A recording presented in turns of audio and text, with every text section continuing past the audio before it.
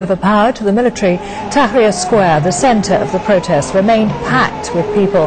They gathered around a shrine to honour those killed during the protests. Together with the city's residents, Egyptian troops have started removing all the barriers that block the entrance to Tahrir Square. Well, let's take a look back at the historic event on Friday night. Hosni Mubarak's resignation was announced by Vice President Omar Suleiman on national television. Mubarak has handed over the running of the country to the army after an unprecedented 18-day wave of pro-democracy demonstrations. In the name of God and the merciful, the gracious, citizens, in these grave circumstances that the country is passing through, President Hosni Mubarak has decided to leave his position as President of the Republic and asks the Supreme Council of the Armed Forces to run the country. God is our helper. After Mubarak's resignation, the question in Egypt began to turn to what happens next. The country is now ruled by the Armed Forces Supreme Council, the military's top body, consisting of its highest-ranking generals and headed by Defence Minister Field Marshal Hussein Tanwawi. Yang Yan has the story. A military spokesman appeared on state TV and promised the army understands the magnitude and seriousness of this matter.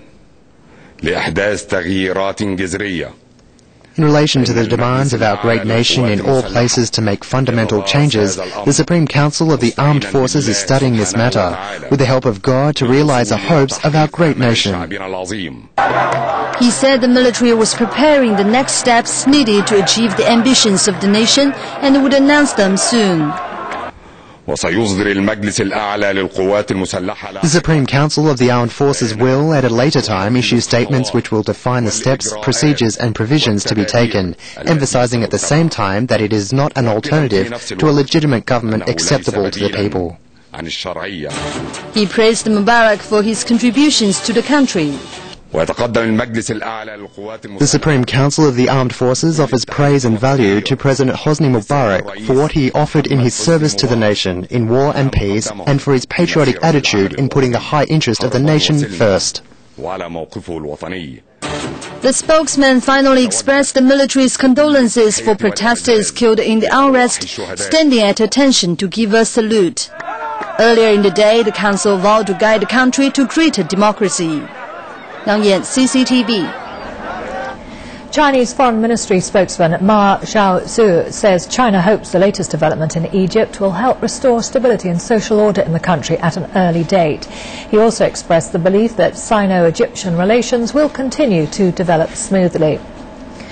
The international community has welcomed Egyptian President Hosni Mubarak's resignation following the 18-day uprising. Many hailed the move as the first step in the country's democratic transition. Tom Fearon has more. US President Barack Obama welcomed Mubarak's resignation, but stressed Egypt's transition was still in its infancy. By stepping down, President Mubarak responded to the Egyptian people's hunger for change. But this is not the end of Egypt's transition. It's a beginning. The EU said it would help Egypt establish its democratic rule.